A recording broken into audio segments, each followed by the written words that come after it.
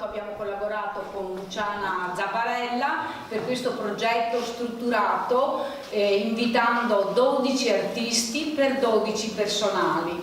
Quindi gli artisti sono presenti per 3 settimane con il lavoro, invitati a lavorare per lo spazio e in particolar modo noi abbiamo voluto che l'artista lavorasse proprio per questo contenitore e per l'importanza e per far conoscere il luogo di questo oratorio così interessante.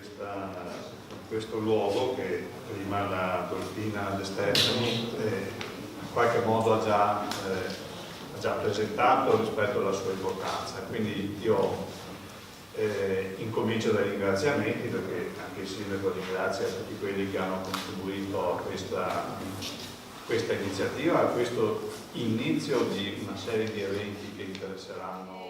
Hanno fatto delle mostre veramente interessanti, belle, con tanti artisti anche stranieri e molto importanti, da un Pinelli a un Minali, non li so leggere tutti perché altrimenti qua arriva notte. Comunque speriamo che tutto questo sia l'inizio per riavvicinarsi all'arte qua in questo oratorio. In questa lettura dell'opera di Fabrizio Vatta, un'opera simbolica di questa mostra che è stata collocata sull'altare per quest'opera qui.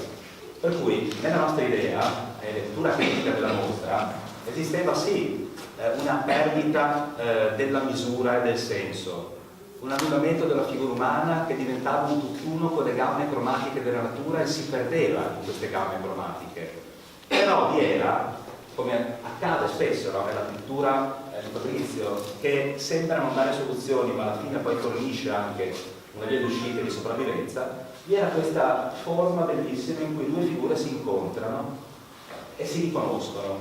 Allora l'idea, nata in studio, di collocare, e poi abbracciata anche da Luciana e Dolfina che hanno curato questa mostra e anche l'allestimento, hanno stabilito poi come disporre queste opere, ma di collocare quell'opera sull'altare era a nostro avviso importante, perché proprio in questa chiesa, in un luogo per cui, dove si celebrano eventi liturgici, sembrava quasi che quell'incontro di figure umane, questi incarnati caldi, questi toni delle pelli di due persone che si riconoscono, emergessero con forza dalla freddezza di questa natura, cioè diventassero quasi una sorta di ripartenza.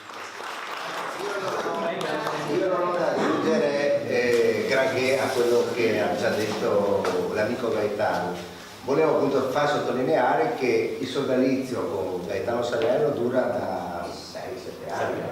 È come un matrimonio, cioè tra critico,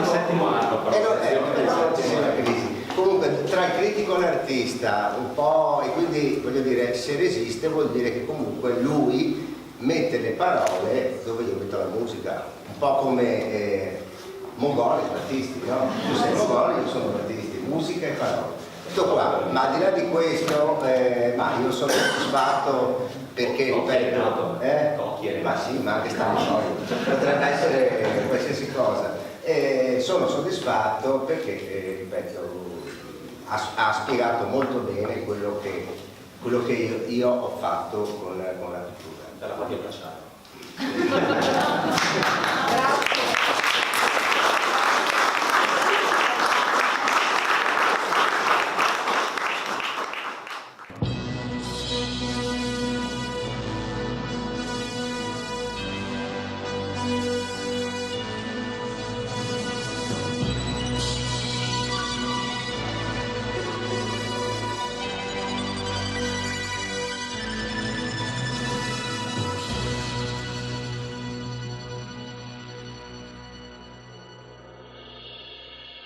Sa